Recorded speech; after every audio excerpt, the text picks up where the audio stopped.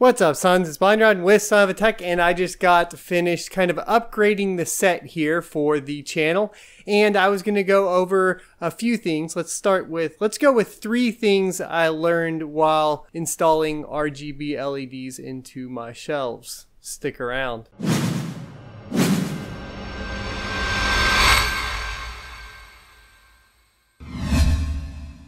Alright, so number 3 is actually going to be probably something, if you guys have done this before, already know, but if you haven't done, you might not know. And that's that even if you buy the RGB LEDs with a 3M double-sided tape on the back that you can just peel off and stick, you're still going to want to buy something to go ahead and anchor the strips to the shelves or whatever parts desk or whatever you're going to be installing it on.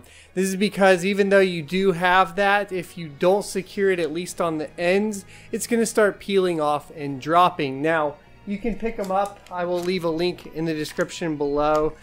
I have these, which is Spirit LED, and you'll see that they just have like some anchors. And then this pack was nice because it actually came with the drill bit as well for those screws, and they hide really well, and I'll show you guys a couple pictures of them back here. Number 2 is that you're going to need tools. You aren't going to be able to just buy a kit and buy the parts and do the install, so make sure that you have the appropriate tools. Do your research beforehand. In particular, a drill with a drill bit that's going to fit the anchors that you choose to go with is going to be number 1 key. Next is going to be a drill with at least like maybe some extra bits to drill. I would say like either just a drill bit or a like tiny hole saw to go ahead and get you guys through the back of the shelves, etc., depending on how you want to run it, and so on and so forth. The final tool that I'll mention is pretty simple, but a pair of scissors, especially for these cuttable LEDs, which is what I used. I think that if you're going to be doing like custom work like this and installing in shelves, you're obviously going to want to go with a cuttable so you can cut it to length and then splice it in. So let's talk about that. The number 1 thing that you're going to want to keep in mind is that an RGB kit's not actually going to ship with everything you need to complete the job. You're going to need to order additional parts. These things are going to include like the anchors that we talked about at the beginning of the video, some extra wiring, which will just be like these 4, I'll show you here. It would just be this wire right here, and it just comes in bundles, and you can buy it and cut it to length. You're going to need to pick some of that up, and then to go with that, you're going to need to get some splices. Now if you get the cuttable RGB LEDs, then on one side you'll want the splice to meet up to that. I will leave a link to this in the description below for these splices, and these are the ones I used in particular, and the other end goes into the kind of bundle of RGB LED cables that you want. Now when you hook it up on the actual cables themselves, you will see a 12 volt RGB. You want to line that up with the colors of the cables. That's how I did it, at least. You could go against the grain and not do the colors, and then it would probably start getting pretty difficult, so I wouldn't recommend that.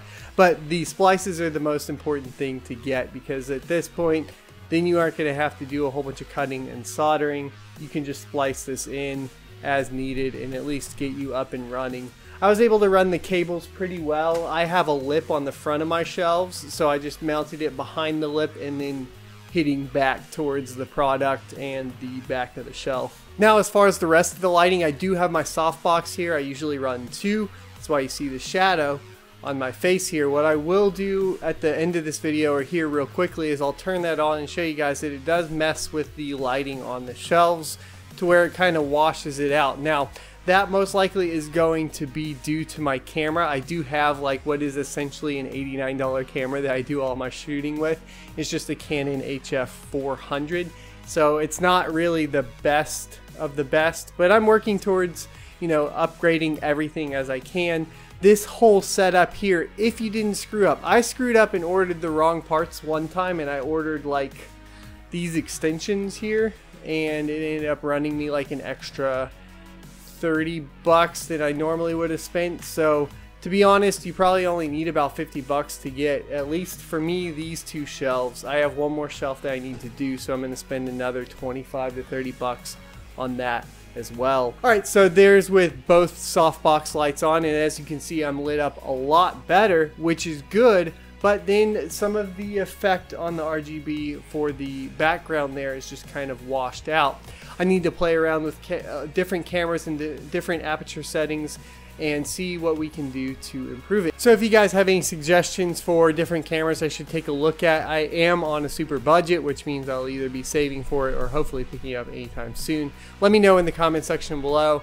You can always help by subscribing on Patreon to help me get a new camera faster, of course, and you can help by donating, etc. So check out all that info in the description below, and I will see you next Tuesday.